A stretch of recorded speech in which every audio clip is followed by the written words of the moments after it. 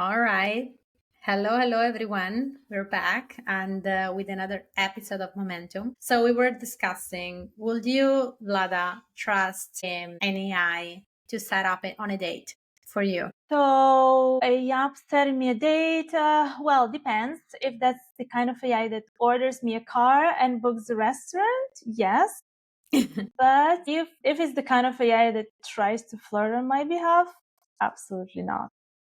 Yeah, so see, we're the opposite basically, because I will happily outsource the small talk. Like if the AI could save the old me, right? The dating version of me from another, hey, what are you doing at 11 p.m.? Yes, I'm in. Oh, Erika, that's setting the bar low. Yes. Welcome back to Momentum. So today we're going into something that feels funny at first, but actually has a huge implication. How dating startups are making a comeback. This time with AI at the wheel. Yeah, that sounds really interesting. So everyone's been talking about dating apps again, partly because of that Bumble documentary on Netflix, right? It reminded people that these apps used to feel exciting, almost rebellious. Tinder, Bumble, Hinge, they didn't just create apps, they created culture. Yeah, totally. I've seen it. I honestly loved Swiped on Netflix. If you guys haven't seen it, I recommend watching it. I feel like it was really, really well done. But then come here it come the swipe fatigue, right? You match, you chat, and then you repeat it over and over and over again. So people realized they were spending hours swiping and not actually dating. Yeah, I think it became like more like a doom scrolling, entertainment more than even a connection, real connection. Yeah, and now I feel like the Gen Z is very different. They're not like into endless swiping. They want recommendation. They want someone or like something to say, hey, this is actually a person you will vibe with. Yeah, that's true. It's all about the vibe for Gen Z. So this is exactly where AI comes in. So instead of like randomness, you get curation. And honestly, it feels like less like Tinder, more like Netflix, except Netflix know your taste in humans, not movies. Cool, huh? Which is both genius and terrifying, I guess.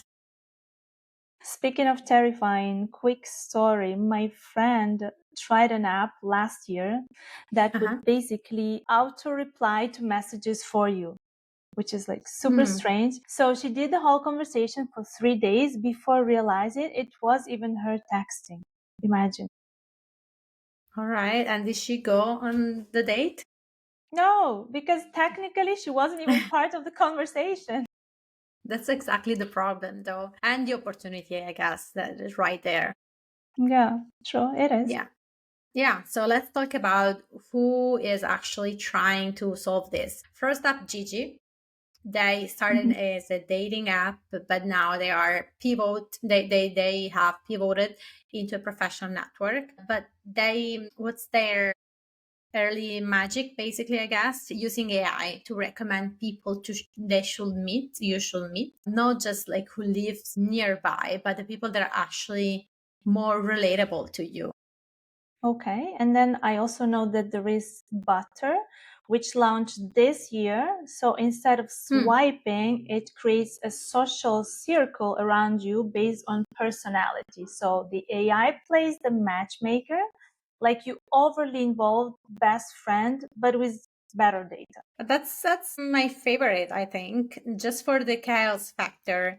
It's there is also teaser AI. So your friend writes your profile, and the AI manages your conversation for you. So basically, you both ghosts other bots, basically other bots. Well, that's modern love in 2025, I guess, Yeah. right? Exactly. But honestly, it makes sense to some level. Like, remember when Hinge started at the beginning? It was literally designed by a guy trying to help his friends to get married. So I guess this category specifically has always been a little weird.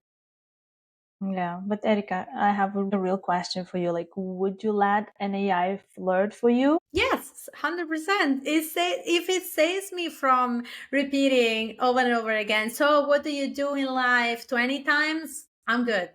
It's okay. Like I But can what if actually come in when it's interesting, in a no, moment but that what it's if actually the like, AI, what if he falls in love before you do? then I'm suing OpenAI for emotional damage. Okay, dating is really, really messy. Like people lie, people ghost, people don't even know what they want sometimes. Yes. And AI, on the other hand, doesn't ghost. So that's it. That's a plus. And it knows your pattern. Like it knows who you reply to, how long it takes for you to answer, and even the kind of jokes that you make at 2 a.m. My God, this is so creepy. I swear. Yeah, creepy, yes, but also powerful. Like, imagine an AI that like filters out the nonsense and just shows you people you're actually statistically likely to click with. It's so much work that you save, right, for you. Yeah, true. And at the other hand, it doesn't get tired, right? It doesn't get desperate, and it doesn't text what you're doing when it's bored. Yeah, So yeah, unless you train it that way. customizable AI boyfriends, toxic edition. All right. So let's shift gears. Business. The dating app market is still worth over 10 billion globally, but growth is flat. Churn is high and user fatigue is real. Okay, so the opportunity isn't in more swiping, it's actually in niches. Imagine Mhm. AI powered apps just for dog lovers, or for example, just for founders, or I don't know, for people who actually reply to texts, right? It's also Yeah, a category. that's a $1 billion idea right there. Only texters. Yeah, Easy. someone is pitching that at YC tomorrow, I'm sure. Yeah, and monetizing shift too. So you don't pay for unlimited swipes, you just pay for curated interests for saving time. Yeah, even Bumble knows this. Like, look, they just changed CEOs and said they want to reignite growth. So, translated, it means that they know they lost the vibe a little bit, right? Yeah, and they're probably watching these AI trends start up very closely. Yeah. So, what is this? Is this all hype or is this actually working? Actually, yes, because Gigi raised another round after pivoting, Butter getting traction, and every week there is some new AI led app on Product Hunt. Okay, so what's interesting is that these aren't just dating tools, they are like Hmm. connection platforms because let's face it, people are lonely. We are Yeah, lonely. exactly. Loneliness is a massive market. Yeah, that sentence made me sad. Yeah, it is a little sad, but true. And AI will fix it, I guess. Let's hope so. Okay, so let's play futurist a little bit. So, what does AI dating look like in 5 years? What do you think? I like this, our small game. So I think personal AI matchmaker agents that negotiate dates on your behalf.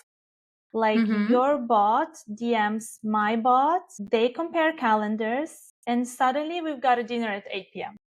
Amazing. I love the 8 p.m. part. I'm a huge fan of early dinner, but yeah, or virtual reality first dates. So your avatar meet, chat, and only if you both like it, then you get the real number.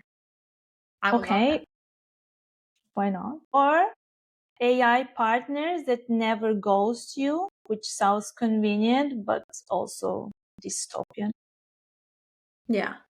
And like you personally, would you ever date an AI like the Her movie? I don't know if you remember that. Yeah. I don't know if it brings me coffee in bed, maybe.